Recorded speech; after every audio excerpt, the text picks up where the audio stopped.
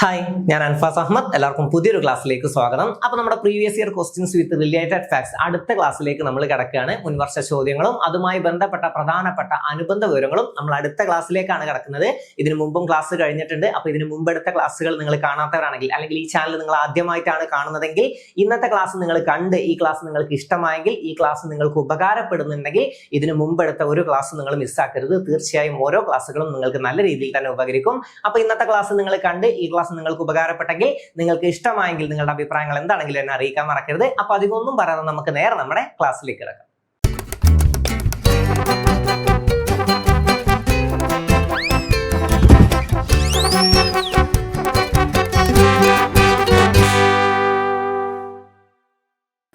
അപ്പൊ നമുക്ക് നോക്കാം. ആദ്യത്തെ ചോദ്യം നോക്കാം. ആദ്യത്തെ കറണ്ട് അഫയേഴ്സ് ആണ്. 2024 ഓടക്കുഴൽ അവാർഡ് ലഭിച്ചത് ആർക്ക്? 2024 ഓടക്കുഴൽ പുരസ്കാരം ലഭിച്ചത് ആർക്കാണ്? 2024 ആർക്കാണ്? 2024 PN ഗോപികൃഷ്ണൻ. PN ഗോപികൃഷ്ണൻ എപ്പോഴാണ്? ഗോപികൃഷ്ണൻ 2023 കേട്ടോ. ചിലപ്പോൾ അതും ചോദ്യം വരും. 2023 PN ഗോപികൃഷ്ണന് ലഭിച്ചത്. പിന്നെ ആർക്കാണ് ലഭിച്ചത്? കെ അരവിന്ദാക്ഷനാണ് ആൻസർ വരുന്നത്. ഓക്കെ, ഓപ്ഷൻ ഡി ആണ് നമ്മുടെ answer.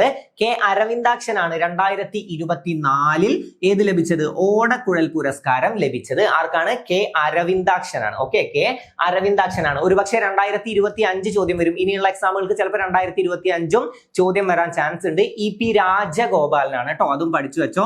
Sorry, EP Rajagopalan. Okay, EP രാജഗോപാലനാണ് 2025 ലഭിച്ചത്. EP രാജഗോപാലൻ. ഓക്കെ, ഇത് എഴുതി വെച്ചോട്ടോ. അതൊന്ന് നോട്ട് ചെയ്ത് വെക്കണേ. EP രാജഗോപാലനാണ് 2025 ലഭിച്ചത്. 2024 ആർക്കാണ്? K Aravindakshan. 2023 PN Gopikrishnan. 2023 PN Gopikrishnan. Okay, PN Gopikrishnan 2023. 2024 ആരാണ്? K Aravindakshan.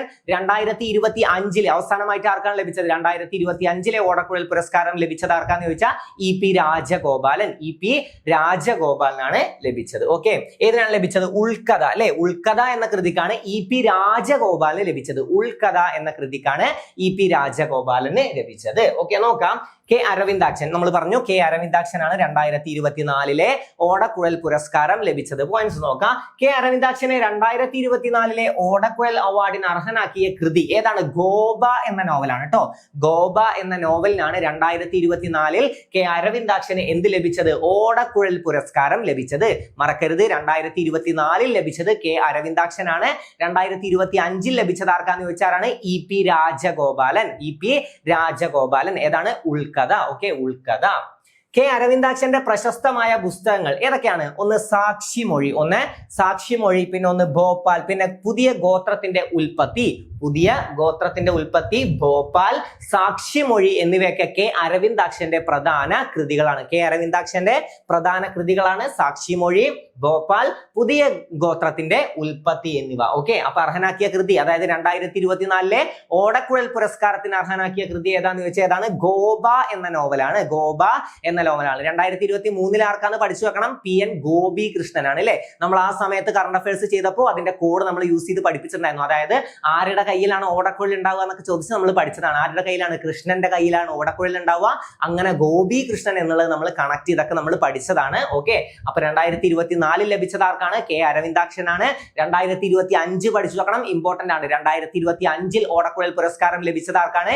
EP Rajagopalan. EP രാജഗോപാലനാണ് 2025 ഓടക്കുഴൽ പുരസ്കാരം ലഭിച്ചത്. ഓക്കെ, ഗുരുവായൂരപ്പൻ ട്രസ്റ്റ് നൽകുന്ന ഓടക്കുഴൽ അവാർഡ് അല്ലെ? ഗുരുവായൂരപ്പൻ ട്രസ്റ്റ് ആണ് ഓടക്കുഴൽ പുരസ്കാരം നൽകുന്നത്. മഹാകവി G ശങ്കരക്കുറുപ്പിന്റെ സ്മരണക്കായി ഏർപ്പെടുത്തിയ പുരസ്കാരം. ഓക്കെ, ഏതാണ്? മഹാകവി G ശങ്കരക്കുറുപ്പ്. G ശങ്കരക്കുറുപ്പ് അറിയാലോ. 1965 അദ്ദേഹത്തിന് പ്രശസ്തമായ എന്തോ ലഭിച്ചിട്ടുണ്ട്. എന്താണ്? 1965 G ശങ്കരക്കുറുപ്പിന് ആദ്യമായി ലഭിച്ച മലയാളി എന്നൊക്കെ നമ്മൾ പഠിച്ചിട്ടുണ്ട്. എന്താണ്? ജ്ഞാനപീഠം ലഭിച്ച ആദ്യ മലയാളിയാണ് ആര്? G ശങ്കരക്കുറുപ്പ്. 1965 G ശങ്കരക്കുറുപ്പിന് ജ്ഞാനപീഠം ലഭിക്കുന്നത്. ഓടക്കുഴൽ എന്ന അദ്ദേഹത്തിന്റെ കൃതിക്കാണ് അദ്ദേഹത്തിന് ജ്ഞാനപീഠം ലഭിക്കുന്നത്. വർഷം പഠിക്കണം, 1965 ജി ശങ്കരക്കുറുപ്പിന് ജ്ഞാനപീഠം ലഭിക്കുന്നത്. ഈ ജ്ഞാനപീഠം കൊടുത്തു തുടങ്ങിയ വർഷം 1965. അപ്പൊ ആദ്യം തന്നെ ഒരു മലയാളിക്ക് ലഭിക്കുന്നുണ്ട്. ആരാണ്? ജി ശങ്കരക്കുറുപ്പ്. 1965 ഓടക്കുഴൽ എന്ന കൃതിക്കാണ് ജി ശങ്കരക്കുറുപ്പിന് ലഭിക്കുന്നത്. പിന്നീട് ഓരോ വർഷങ്ങളും നമുക്ക് പഠിക്കാണ്ടില്ലേ, നമുക്ക് ജ്ഞാനപീഠം വളരെ ഇമ്പോർട്ടന്റ് ആണ്, ഞാൻ എപ്പോഴും പറയാറുള്ള ഭാഗമാണ്. 1965 ജി ശങ്കരക്കുറുപ്പ്. 1980 ആർക്ക് എന്ന് ചോദിച്ചാൽ എസ് കെ പൊറ്റക്കാട്. 80 കഴിഞ്ഞ് 84 ആർക്കാണ് തകഴി. പിന്നെ 95 MT വാസുദേവൻ നായർ. 2007 ONV. 2019 അവസാനമായി ലഭിച്ച മലയാളിയാണ് അക്കിത്തം. 2019 അക്കിത്തത്തിന് ലഭിച്ചത്. അക്കിത്തം ആരുടെ തൂലികാനാമമാണ്? അച്യുതൻ നമ്പൂതിരി അല്ലെ, അച്യുതൻ നമ്പൂതിരിയുടെ തൂലികാനാമമാണ് അക്കിത്തം. ഓക്കെ, പ്രഥമ ഓടക്കുഴൽ അവാർഡ് ജേതാവ് ആരാണ്? ബാലകവി MK രാമനാണ്. MK രാമനാണ് പ്രഥമ ഓടക്കുഴൽ പുരസ്കാര ജേതാവ്. 1968 ബാലകവി MK രാമന് എന്ത് ലഭിച്ചത്? ഓടക്കുഴൽ പുരസ്കാരം ലഭിച്ചത്.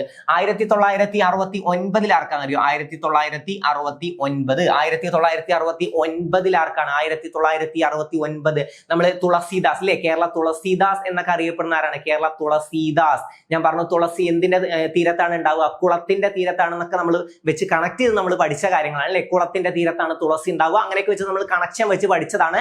കുളത്തിന്റെ തീരത്ത് തുളസി എങ്ങനെ കണക്ട് ചെയ്യുക? കേരള തുളസീദാസ് ആരാണ്? വെണ്ണിക്കുളം ഗോപാലക്കുറുപ്പാണ് അല്ലെ. വെണ്ണിക്കുളം ഗോപാലക്കുറുപ്പിനാണ് 1969 എന്ത് ലഭിച്ചത്?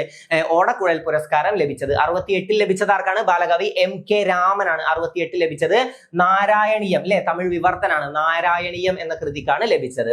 ഓടക്കുഴൽ അവാർഡ് ജേതാക്കൾക്ക് നൽകുന്ന പുരസ്കാര തുക എത്രയാണ്? 30,000 രൂപയാണ് കേട്ടോ, പഠിച്ചു വെച്ചോ.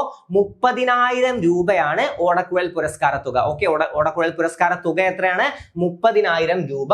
മഹാകവി ജി ശങ്കരക്കുറുപ്പിന്റെ സ്മരണക്കായിട്ടാണ് അല്ലെ, ജി ശങ്കരക്കുറുപ്പിന്റെ സ്മരണക്കായി ഏർപ്പെടുത്തിയിട്ടുള്ള പുരസ്കാരമാണ് ഏത്? ജി ശങ്കരക്കുറുപ്പിന്റെ ഓർമ്മക്കായുള്ള പുരസ്കാരം അല്ലെങ്കിൽ സ്മരണക്കായുള്ള പുരസ്കാരമാണ് ഓടക്കുഴൽ പുരസ്കാരം. ഗുരുവായൂരപ്പൻ ട്രസ്റ്റ് നൽകുന്ന പുരസ്കാരമാണ് ഓടക്കുഴൽ പുരസ്കാരം. സമ്മാന തുക എത്രയെന്ന് പഠിക്കണം? 30,000 രൂപയാണ് അല്ലെ. 30,000 രൂപയാണ് സമ്മാന തുക. ആദ്യമായി ലഭിച്ചത് ആർക്കാണ്? ബാലകവി MK രാമനാണ്. MK രാമനാണ്. തൊട്ടടുത്തുള്ളതും പഠിച്ചു. 1969 ലഭിച്ചത് ആർക്കാന്ന് ചോദിച്ചാൽ വെണ്ണിക്കുളം ഗോപാലക്കുറുപ്പിനാണ് അല്ലെ. വെണ്ണിക്കുളം ഗോപാലക്കുറുപ്പിനാണ്. അവസാനമായി ഇപ്പൊ നമ്മൾ 2025 ആരെ പഠിച്ചു? 2025 ഓടക്കുഴൽ പുരസ്കാരം ലഭിച്ചത് ആർക്ക് എന്ന് ചോദ്യം വന്ന ആരാണ്? EP രാജഗോപാലനാണ് അല്ലെ. EP രാജഗോപാലനാണ് ലഭിച്ചത്. ഉൾക്കഥ എന്ന കൃതിക്കാണ് ലഭിച്ചത്. ഉൾക്കഥ. ഓക്കെ, അപ്പൊ പഠിച്ചു വെക്കുക. അപ്പൊ 2024 നമ്മളിപ്പോ പഠിച്ചത് K അരവിന്ദാക്ഷനാണ്. 2023 PN ഗോപികൃഷ്ണനാണ്. ഓക്കെ, ഇതാ 2022ഉം 2023ഉം ഇവിടെ കൊടുത്തിട്ടുണ്ട്. 2022 ഓടക്കുഴൽ അവാർഡ് ജേതാവ് ആരാണ്? അംബികാസുധൻ മാങ്ങാടാണ്. അംബികാസുധൻ മാങ്ങാട്. ഏതാണ് കൃതി? പ്രാണവായു. പ്രാണവായു ആണ് അല്ലെ. പ്രാണവായു എന്ന കൃതിക്കാണ് അംബികാസുധൻ മാങ്ങാടിന് എപ്പോ ലഭിച്ചത്? 2022 ലഭിച്ചത്. 2023 ഓടക്കുഴൽ അവാർഡ് ജേതാവ് ആരാണ്? PN Gopikrishnan. PN ഗോപികൃഷ്ണനാണ്. PN Gopikrishnan. കൃതി ഏതാണ്? കവിത മാംസഭോജിയാണ്. കവിത മാംസഭോജിയാണ് എന്നതാണ് കൃതി. ഓക്കെ, അപ്പൊ ഇത്ര ക്ലിയർ അല്ലേ? 2023 PN ഗോപികൃഷ്ണൻ. നമ്മൾ 2023, 24, 25 എന്തായാലും അറിഞ്ഞിരിക്കണം. 2023 ആരാണ്? PN ഗോപികൃഷ്ണൻ. 2024 K അരവിന്ദാക്ഷൻ. പിന്നെ 2025 ആണെന്ന് ചോദിച്ചാൽ EP രാജഗോപാലൻ. EP രാജഗോപാലൻ. അടുത്തത് നോക്കാം. എല്ലാ ഋതുക്കളുടെയും സവിശേഷതകൾ വ്യക്തമായി അനുഭവപ്പെടുന്ന മേഖല ഏതാണ്? ഉത്തരം ഏതാണ്? എല്ലാ ഋതുക്കളുടെയും സവിശേഷതകൾ വ്യക്തമായി അനുഭവപ്പെടുന്ന മേഖലയാണ് മിതോഷ്ണ പ്രദേശം അല്ലെ. മിതോഷ്ണ പ്രദേശങ്ങളാണ്. ഏതാണ്? മിതോഷ്ണ പ്രദേശങ്ങളാണ് കേട്ടോ, പഠിച്ചു വെച്ചോ. എല്ലാ ഋതുക്കളുടെയും സവിശേഷതകൾ വ്യക്തമായി അനുഭവപ്പെടുന്ന മേഖല ഏതാണെന്ന് ചോദിച്ചാൽ അത് ഏതാണ്? മിതോഷ്ണ പ്രദേശങ്ങളാണ്. ഏതാണ്? മിതോഷ്ണ പ്രദേശങ്ങൾ. മിതോഷ്ണ പ്രദേശങ്ങൾ. നമുക്ക് പോയിന്റ്സ് നോക്കാം. മിതശീതോഷ്ണ മേഖല. മിതശീതോഷ്ണ മേഖല എന്നും അറിയപ്പെടുന്നു. മിതശീതോഷ്ണ മേഖല അല്ലെങ്കിൽ മിതോഷ്ണ പ്രദേശങ്ങൾ വടക്കൻ അർദ്ധഗോളത്തിലെ കർക്കടക വൃത്തത്തിനും ആർട്ടിക് വൃത്തത്തിനും ഇടയിലും ദക്ഷിണ അർദ്ധഗോളത്തിലെ മകരവൃത്തത്തിനും അന്റാർട്ടിക് വൃത്തത്തിനും ഇടയിലും സ്ഥിതി ചെയ്യുന്ന പ്രദേശമാണ് ഏത്? മിതശീതോഷ്ണ മേഖല അല്ലെങ്കിൽ മിതോഷ്ണ പ്രദേശം. ഓക്കെ, മിതശീതോഷ്ണ മേഖലകൾ എന്നത് ഉഷ്ണമേഖല ധ്രുവ പ്രദേശങ്ങൾക്കിടയിൽ സ്ഥിതി ചെയ്യുന്ന മിതമായ താപനിലയുള്ള പ്രദേശങ്ങളാണ്. അതിൽ തന്നെ ഉണ്ടല്ലോ അല്ലെ, മിതോഷ്ണം നമ്മൾ പറയുന്നുണ്ട്. അപ്പൊ മിതമായ താപനിലയുള്ള പ്രദേശങ്ങളാണ് മിതശീതോഷ്ണ മേഖലകൾ എന്നത്. ഉഷ്ണമേഖല ധ്രുവ പ്രദേശങ്ങൾക്കിടയിൽ സ്ഥിതി ചെയ്യുന്ന മിതമായ താപനിലയുള്ള പ്രദേശങ്ങളാണ്. ജസ്റ്റ് ഒന്ന് മനസ്സിലാക്കി വെച്ചാൽ മതി, സാധനം കിട്ടും. ഓക്കെ, അടുത്ത നോക്കാം. മിതശീതോഷ്ണ മേഖലയിലെ 4 വാർഷിക ഋതുക്കൾ ശീതകാലം, ശരത്കാലം, വേനൽക്കാലം, വസന്തകാലം എന്നിവയാണ്. ഏതൊക്കെയാണ് ഒരു വട്ടം കൂടെ നോക്കാം. മിതശീതോഷ്ണ മേഖലയിലെ 4 വാർഷിക ഋതുക്കളാണ് ശീതകാലം, ശരത്കാലം, വേനൽക്കാലം, വസന്തകാലം എന്നിവ. ഓക്കെ, വടക്കൻ മിഡിൽ ഈസ്റ്റ്, ദക്ഷിണാഫ്രിക്ക, മധ്യേഷ്യ, ദക്ഷിണ അമേരിക്ക, തെക്കൻ ഓസ്ട്രേലിയ തുടങ്ങിയവയാണ് മിതശീതോഷ്ണ മേഖലയിൽ സ്ഥിതി ചെയ്യുന്ന ചില പ്രദേശങ്ങൾ. ഏതൊക്കെയാണ് ഒന്നുകൂടെ നോക്കാം. വടക്കൻ മിഡിൽ ഈസ്റ്റ്, ദക്ഷിണാഫ്രിക്ക, മധ്യേഷ്യ, ദക്ഷിണ അമേരിക്ക, തെക്കൻ ഓസ്ട്രേലിയ തുടങ്ങിയവയാണ് മിതശീതോഷ്ണ മേഖലയിൽ സ്ഥിതി ചെയ്യുന്ന പ്രദേശങ്ങൾ. അതും ജസ്റ്റ് ഒന്ന് മനസ്സിലാക്കി വെക്കുക. ഇതിൽ ഈ ക്വസ്റ്റ്യൻ മാത്രം ഒന്ന് ഇമ്പോർട്ടൻസ് കൊടുത്ത് നോക്കി വെച്ചാൽ നിങ്ങൾക്ക് ഇനിയും ആൻസർ ചെയ്യാൻ പറ്റും. ബാക്കി നിങ്ങൾക്ക് മനസ്സിലാക്കി വെക്കാനുള്ള കാര്യമുള്ളൂ. ഓക്കെ, കാർഷിക മേഖലാ വികസനം, ചെറുകിട കുടിൽ വ്യവസായങ്ങളുടെ വികസനം, കൈത്തൊഴിൽ വികസനം തുടങ്ങിയവ ലക്ഷ്യമാക്കി 1982 നിലവിൽ വന്ന സ്ഥാപനം ഏതാണ്? 1982 എന്ന് കേൾക്കുമ്പോൾ തന്നെ നമുക്ക് കിട്ടും. എക്കണോമിക്സുമായി ബന്ധപ്പെട്ട ഏറ്റവും പ്രധാനപ്പെട്ട നമ്മൾ പഠിച്ചു വെച്ച ഈ ഒരു വർഷം ഏതാണ്? നബാർഡ് ആണ് അല്ലെ? ഏതാണ്? നബാർഡ് ആണ് അല്ലെ? നബാർഡ് ആണ്. 1982 ജൂലൈയിലല്ല, 1982 ജൂലൈ 12 നിലവിൽ വന്നത്. 1982 ജൂലൈ 12. ജൂലൈ 12. ഓക്കെ, നബാർഡ് രൂപീകൃതമായത് തീയതി പഠിച്ചു വെക്കണം. 1982 ജൂലൈ 12. ഓക്കെ, ചെറുകിട വായ്പകളുടെ നിയന്ത്രകൻ എന്നറിയപ്പെടുന്നത് നബാർഡ് ആണ് കേട്ടോ. ചെറുകിട വായ്പകളുടെ നിയന്ത്രകൻ എന്നറിയപ്പെടുന്നത് നബാർഡ് ആണ്. വായ്പകളുടെ നിയന്ത്രകൻ എന്ന് നമ്മൾ പഠിച്ചിട്ടുള്ള ഏതാണ്? RBI ആണ് അല്ലെ? ബാങ്കുകളുടെ ബാങ്ക് എന്നൊക്കെ നമ്മൾ പഠിച്ചിട്ടുള്ളത് RBI ആണ്, റിസർവ് ബാങ്ക് ഓഫ് ഇന്ത്യ. എന്നാണ് റിസർവ് ബാങ്ക് ഓഫ് ഇന്ത്യ നിലവിൽ വന്നത്? 1935 ഏപ്രിൽ 1 അല്ലെ? 1935 ഏപ്രിൽ 1 ഏത് നിലവിൽ വന്നത്? 1935 April 1 RBI, reserve bank of India നിലവിൽ വന്നത്. റിസർവ് ബാങ്ക് ഓഫ് ഇന്ത്യയുടെ ആസ്ഥാനം ചോദ്യം വരാറുണ്ട്. അത് മുംബൈ ആണ് അല്ലെ? റിസർവ് ബാങ്ക് ഓഫ് ഇന്ത്യയുടെ ആസ്ഥാനം മുംബൈ ആണ്. മുംബൈക്ക് മുമ്പ് റിസർവ് ബാങ്ക് ഓഫ് ഇന്ത്യയുടെ ആസ്ഥാനം ഏതായിരുന്നു? അത് കൊൽക്കത്തയാണ് കേട്ടോ. കൊൽക്കത്തയാണ് റിസർവ് ബാങ്ക് ഓഫ് ഇന്ത്യയുടെ ആദ്യത്തെ ആസ്ഥാനം. പിന്നീട് 1937 മുംബൈ ആയത്. 1937 അതുകൂടെ ജസ്റ്റ് ഒന്ന് അറിഞ്ഞു വെക്കുക. ഓക്കെ, പിന്നെ ആദ്യ RBI ഗവർണർ നമുക്ക് ചോദ്യം വരാറുണ്ട്. ആദ്യത്തെ RBI ഗവർണർ ആരാണ്? ഓസ്ബോൺ സ്മിത്ത് ആണ് കേട്ടോ. ഓസ്ബോൺ സ്മിത്ത് ആണ് ആദ്യ RBI ഗവർണർ. പിന്നെ RBI നിലവിൽ വരാൻ കാരണമായ കമ്മിറ്റി അല്ലെങ്കിൽ കമ്മീഷൻ, ഏത് കമ്മീഷന്റെ ശുപാർശ പ്രകാരമാണ് റിസർവ് ബാങ്ക് ഓഫ് ഇന്ത്യ നിലവിൽ വന്നതെന്ന് ചോദിച്ചാൽ ഹിൽട്ടൺ യങ് കമ്മീഷൻ. ഏതാണ്? ഹിൽട്ടൺ യങ് കമ്മീഷന്റെ ശുപാർശ പ്രകാരമാണ് റിസർവ് ബാങ്ക് ഓഫ് ഇന്ത്യ നിലവിൽ വന്നത്. റിസർവ് ബാങ്ക് ഓഫ് ഇന്ത്യ നിലവിൽ വന്നത് എപ്പോഴാന്ന് ചോദിച്ചാൽ 1935. ഈ വർഷം പഠിച്ചു വെക്കണം. 1935 1935 റിസർവ് ബാങ്ക് ഓഫ് ഇന്ത്യ നിലവിൽ വന്നത്. ഗ്രാമീണ, ഇത് നബാർഡിനെ കുറിച്ചാണ് ഇനി പഠിക്കുന്നത്. നമ്മൾ ഇത്ര നേരം പറഞ്ഞത് റിസർവ് ബാങ്ക് ഓഫ് ഇന്ത്യയെ കുറിച്ച് കുറച്ച് പോയിന്റ്സ് ആണ് പറഞ്ഞത്. അതിൽ ഇനിയും ഒരുപാട് പോയിന്റ്സ് നമുക്ക് ഇമ്പോർട്ടന്റ് ആയിട്ട് പഠിക്കാനുള്ളത്. RBIയുടെ ആദ്യ ഗവർണർ നമ്മൾ പഠിച്ചു അല്ലെ? RBIയുടെ ആദ്യ ഗവർണർ ആരാന്ന് ചോദിച്ചാൽ ഓസ്ബോൺ സ്മിത്ത് ആണ്. എന്നാൽ RBI ഗവർണറായ ആദ്യ ഇന്ത്യക്കാരൻ അല്ലെങ്കിൽ അതായത് നമ്മൾ ഇങ്ങനെ പഠിച്ചു വെച്ചാൽ മതി, നമ്മുടെ ദേശക്കാരൻ എന്ന് പഠിച്ചു വെച്ചാൽ മതി കേട്ടോ. കോഡായിട്ട് പഠിച്ചു വെച്ചാൽ മതി. നമ്മുടെ ദേശക്കാരൻ എന്ന ഓർത്ത RBI ഗവർണറായ ആദ്യ ഇന്ത്യക്കാരൻ ആരാന്ന് വെച്ചാൽ ആരാണ്? CD ദേശ്മുഖ് ആണ്. അപ്പൊ നമ്മുടെ ദേശക്കാരൻ ദേശ്മുഖ്, അങ്ങനെ നമുക്ക് കണക്ട് ചെയ്ത് വെക്കാൻ പറ്റും. ഓക്കെ, ഗ്രാമീണ കാർഷിക വികസനത്തിനായി പ്രവർത്തിക്കുന്ന ഇന്ത്യയിലെ ഏറ്റവും ഉയർന്ന ബാങ്ക്, ഗ്രാമീണ കാർഷിക വികസനത്തിനായി പ്രവർത്തിക്കുന്ന ഇന്ത്യയിലെ ഏറ്റവും ഉയർന്ന ബാങ്ക് ഏതാണ്? അത് നബാർഡ് ആണ് കേട്ടോ. ഏതാണ്? നബാർഡ് ആണ്. നബാർഡ് നിലവിൽ വന്ന വർഷം പഠിക്കണം. 1982 ജൂലൈ 12 വർഷസഹിതം പഠിച്ചു വെച്ചോ. വർഷമല്ല, ഡേറ്റ് സഹിതം പഠിച്ചു വെച്ചോ. 1982 ജൂലൈ 12. 1982 ജൂലൈ 12 നബാർഡ് രൂപീകൃതമായത്. നബാർഡ് രൂപീകൃതമായത് 1982 ജൂലൈ 12. എന്താണ് അറിയപ്പെടുന്നത്? ചെറുകിട വായ്പകളുടെ നിയന്ത്രകൻ എന്നറിയപ്പെടുന്നത് അല്ലെ?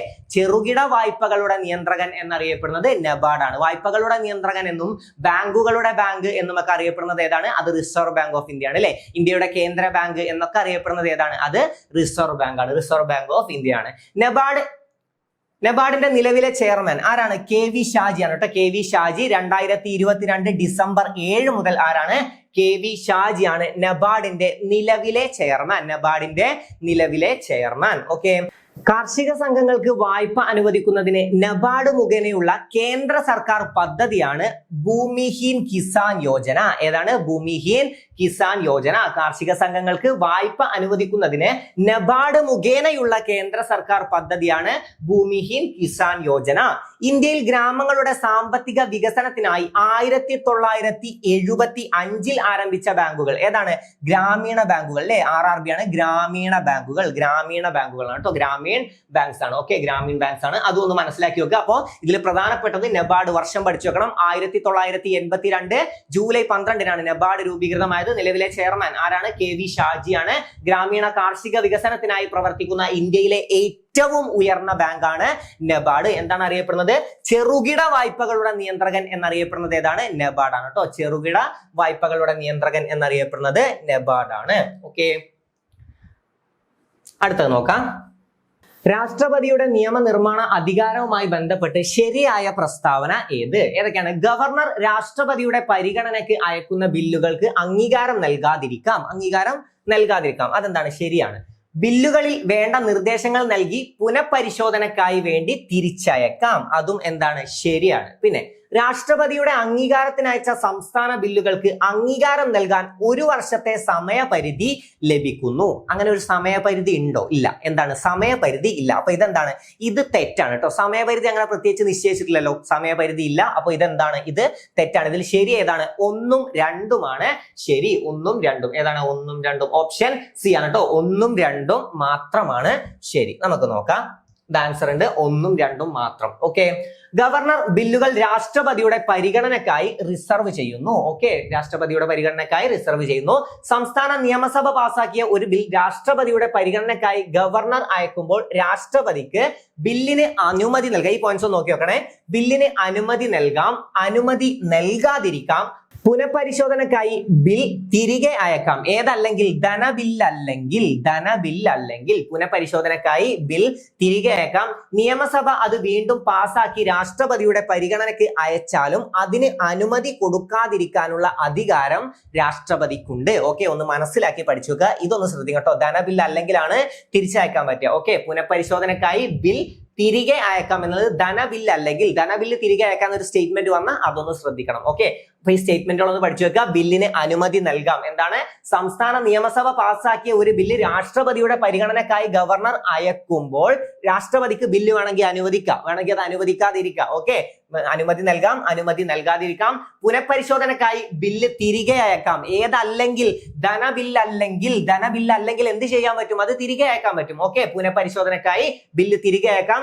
നിയമസഭ അത് വീണ്ടും പാസാക്കി രാഷ്ട്രപതിയുടെ പരിഗണനയ്ക്ക് അയച്ചാലും അതിന് അനുമതി കൊടുക്കാതിരിക്കാനുള്ള അധികാരം ആർക്കുണ്ട്? രാഷ്ട്രപതിക്ക് ഉണ്ട്. ഒന്ന് മനസ്സിലാക്കി നോക്കുക. ഓക്കെ, അടുത്ത നോക്കാം. സംസ്ഥാന നിയമനിർമ്മാണ സഭയ്ക്ക് രാഷ്ട്രപതിയുടെ വീറ്റോ അധികാരത്തെ മറികടക്കാനാവില്ല. ഓക്കെ, മറികടക്കാനാവില്ല. സംസ്ഥാന നിയമനിർമ്മാണ സഭയ്ക്ക് രാഷ്ട്രപതിയുടെ വീറ്റോ അധികാരത്തെ മറികടക്കാനാവില്ല. അത് പഠിച്ചു വെക്കണം. രാഷ്ട്രപതി ബില്ലുകൾക്ക് അനുമതി നൽകാതെ സ്വന്തം ഓഫീസിൽ സൂക്ഷിക്കുന്ന രീതി അറിയപ്പെടുന്ന പേര് പോക്കറ്റ് വീറ്റോ. എന്താണ്? Pocket veto. ഇതൊന്ന് പഠിച്ചു വെച്ചോട്ടോ. Okay, sorry. രാഷ്ട്രപതി ബില്ലുകൾക്ക് അനുമതി നൽകാതെ സ്വന്തം ഓഫീസിൽ സൂക്ഷിക്കുന്ന രീതി അറിയപ്പെടുന്നതാണ് പോക്കറ്റ് വീറ്റോ. ഇത് ശ്രദ്ധിക്കണം. സംസ്ഥാന നിയമനിർമ്മാണ സഭയ്ക്ക് രാഷ്ട്രപതിയുടെ വീറ്റോ അധികാരത്തെ മറികടക്കാനാവില്ല.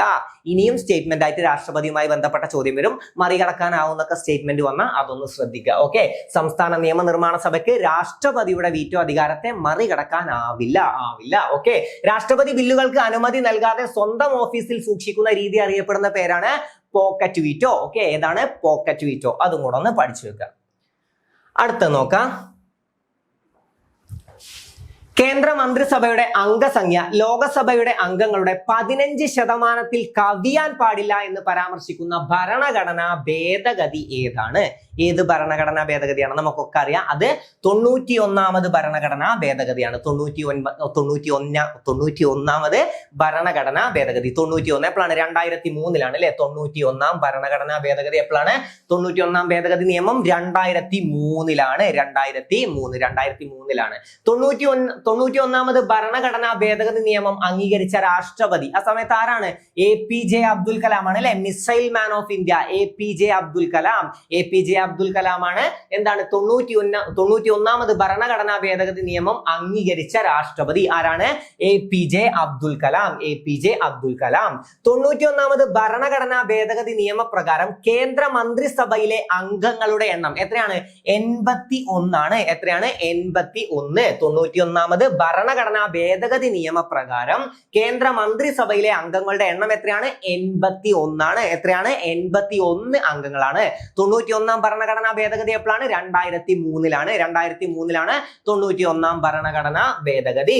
91 ഭരണഘടനാ ഭേദഗതി നിയമപ്രകാരം സംസ്ഥാന മന്ത്രിസഭയിലെ അംഗങ്ങളുടെ എണ്ണം പരമാവധി നിജപ്പെടുത്തിയിരിക്കുന്നത് നിയമസഭയിലെ ആകെ അംഗങ്ങളുടെ എണ്ണത്തിന്റെ 15% കൂടുതൽ പാടില്ല. അല്ലെ? ഇപ്പൊ നമ്മൾ പഠിച്ച കാര്യം. ഓക്കെ, അപ്പൊ 91 ഭരണഘടനാ ഭേദഗതി നിയമപ്രകാരം സംസ്ഥാന മന്ത്രിസഭയിലെ അംഗങ്ങളുടെ എണ്ണം പരമാവധി നിജപ്പെടുത്തിയിരിക്കുന്നത് എങ്ങനെയാണ്? നിയമസഭയിലെ ആകെ അംഗങ്ങളുടെ എണ്ണത്തിന്റെ